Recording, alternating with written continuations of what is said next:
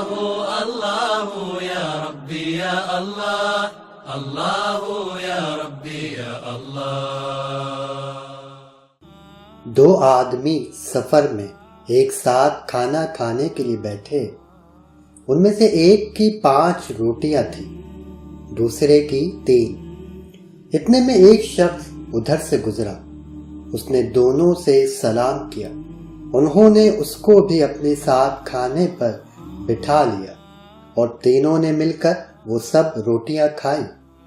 کھانے سے فارغ ہو کر اس تیسرے شخص نے 8 درہم دیے اور کہا کہ یہ تم دونوں آپس میں بانٹ لینا۔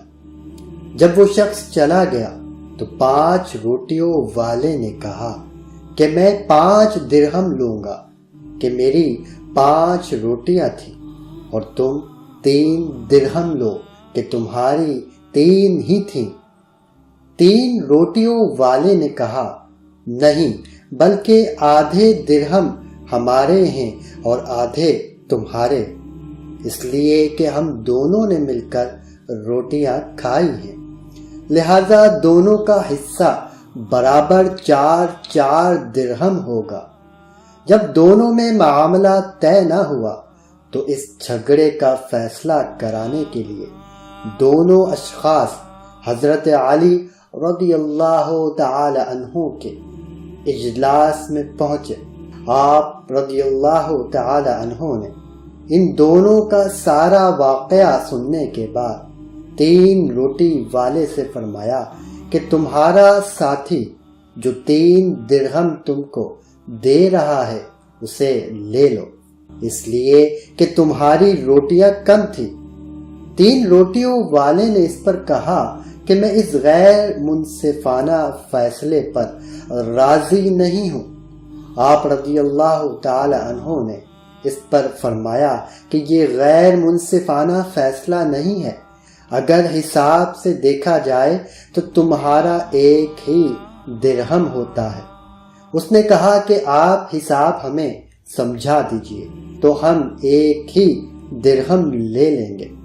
حضرت علی رضی اللہ تعالی عنہ نے اسے فرمایا کہ کان کھول کر سنو، تمہاری 3 روٹیاں تھیں اور اس کی 5، کل ملا کر 8 روٹیاں ہوئی، اور کھانے والے کل 3 تھے، تو ان 8 روٹیوں کے 3 ٹکڑے کرو تو کل 24 ٹکڑے ہوئے۔